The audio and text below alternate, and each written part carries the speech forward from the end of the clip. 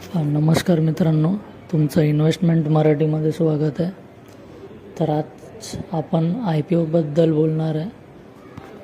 हा एक ॲप आहे गुरु IPO, जे IPOचं रिलेटेड सगळी इन्फॉर्मेशन देतं तुम्हाला आणि प्लस मार्केटचं पण इन्फॉर्मेशन देतं. पण आपण स्पेसिफिक सध्या तरी IPOबद्दल बोलणार आहे. मार्केटबद्दल नंतर व्हिडिओ बनवणार. तर आता पुढे जाऊया. शेअर मार्केट IPO गुरु हे तुम्ही इन्स्टॉल करा प्ले स्टोअरमधून. त्याच्यानंतर तुम्हाला सगळी इन्फॉर्मेशन दिसेल यात. आणि जरी काही येत नसेल तरी मी सांगेन तसं एक एक स्टेप फॉलो करत राहा. मग तुम्हाला पूर्ण डिटेल भेटेल या ॲपबद्दल. या ॲपमध्ये सगळं काय IPOबद्दल सांगितलं आहे. तर आपण पुढे प्रोसेस करूया. तर इथे दोन प्रकारचे IPO आहे, मेन लाईन आणि SME.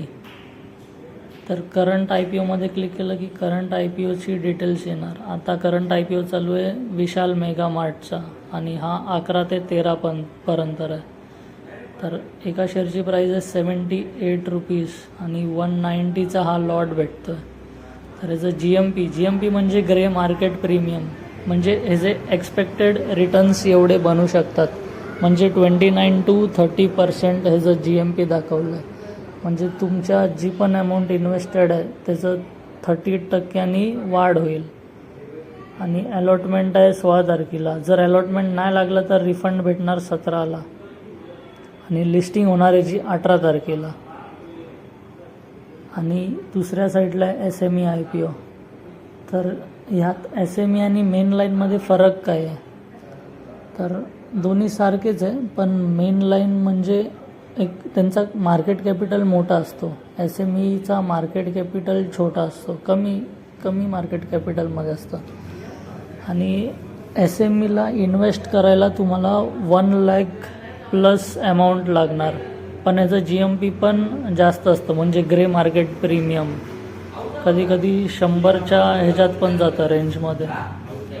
आता ह्याची अलॉटमेंट डेट आहे 10 तारखेची. जर अलॉटमेंट नाही लागलं तर रिफंड पण भेटेल तुम्हाला 11 तारखेला आणि लिस्टिंग होणार ह्याची 12 तारखेची. तर तुम्ही सबस्क्रिप्शनमध्ये क्लिक करू शकता आणि बघू शकता तिथून. तर आता सबस्क्रिप्शनमध्ये क्लिक केलं आणि बघू शकता की HNI जो कॅटेगरी आहे म्हणजे मोठी इन्व्हेस्टमेंट आहे ती. तर त्याच्यात आपण नाही जाणार आहे, आपण रिटेल पब्लिकमध्ये बघणार आहे. तर 1.24चा पर्सेंटेज दिला आहे तिथे, म्हणजे एवढ्या पर्सेंटनी ॲप्लाय केलं आहे 1.24. आणि आजचा दुसरा दिवस कंप्लीट झाला आहे, म्हणजे 2 दिवसात फक्त तेवढीच आलेली. म्हणजे चान्स आहे की एका माणसामागे एकाला भेटायचा अलॉटमेंट. रिटेल आणि ही सगळी आहे रिटेल कॅटेगरीची. आणि रिटेल कॅटेगरीला ॲप्लाय करण्यासाठी कमीत कमी 15,000 रुपये पाहिजे, जर एक लॉट विकत घ्यायचा असेल तर. आणि खूप चांगला चान्स आहे एक माणसामागे एकाला भेटणार आहे. तर GMP 25% आहे, ते तुम्ही इझिली घेऊ शकता. तर याची ओपनिंग डेट 11 आणि क्लोजिंग डेट 13 आहे, म्हणजे 3 दिवस हा IPO चालणार आहे. तर इशूचा साईज बघा तुम्ही, 8,000 crores आहे. फेस व्हॅल्यू याची 10 रुपीज पर शेअर.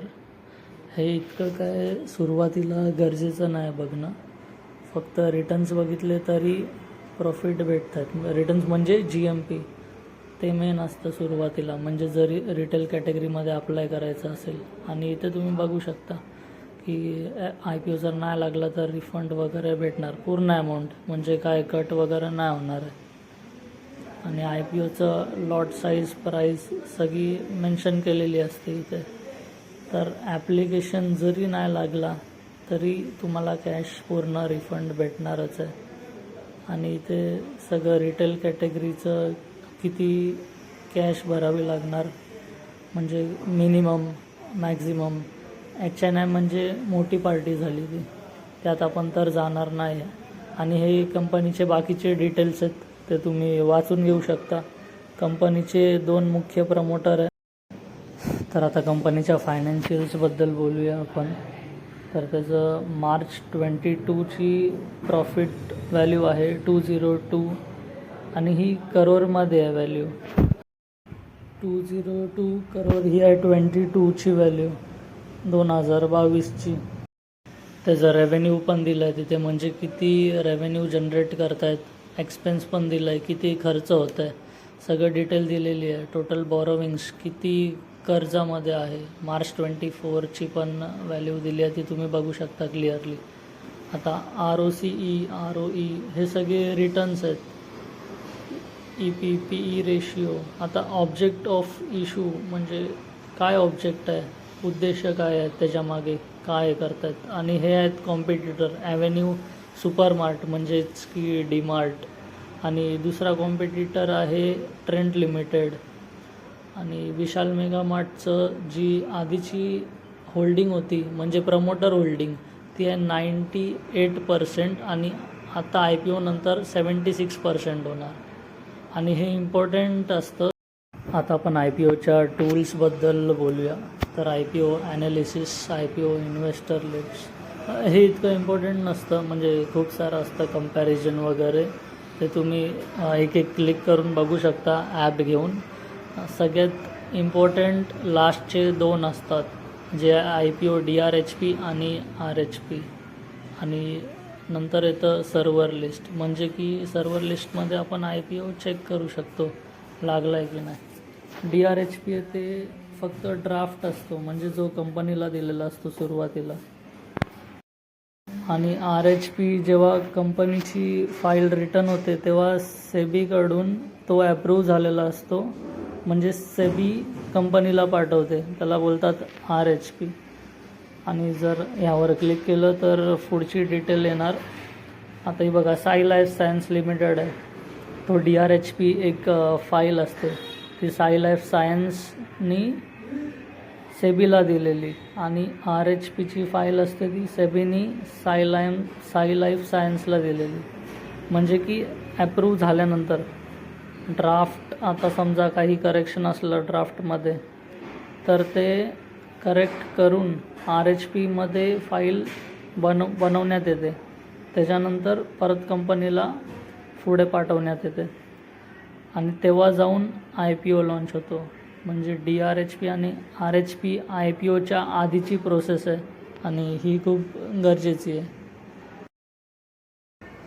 जर कोणाला यांचं फुल फॉर्म नसेल माहिती तर मी स्क्रीनवर दाखवतो फुल form. Draft red hiring prospectus, आणि RHPचा फुल फॉर्म आहे रेड हायरिंग प्रॉस्पेक्टस. तर सगळ्यांना क्लिअर झालं असेल इथून. आणि जो सेकंड इम्पॉर्टंट आहे तो आहे सर्व्हर, आपण आधी बघितलेलं. तर सर्व्हरवर क्लिक केल्यावर असे खूप सारे ऑप्शन्स येतात, म्हणजे की IPO लागला आहे की नाही ते आपण या ऑप्शन्समध्ये जाऊन चेक करू शकतो. तर यातला कुठचा ऑप्शन निवडायचा ते इतकं काय गरजेचं नाही, फक्त आपल्याला चेक करायचं आहे की IPO लागला आहे की नाही. आता पुढच्या डिटेलमध्ये तुम्हाला एक क्लिक करून सांगतो की कसं दिसतं. आता सिलेक्ट कंपनीमध्ये कुठच्या पण एका कंपनीमध्ये क्लिक करायचं, म्हणजे समजा साई लाईफ सायन्समध्ये IPO चेक करायचं असेल तर तिथे ऑप्शन दिसेल साई लाईफ सायन्स, तिथे क्लिक करायचं आणि खाली ऑप्शन आहे pan card, application number, DP, client account number, IFSC code. कुठचा पण एक सिलेक्ट करून खाली त्याची डिटेल्स द्यायची.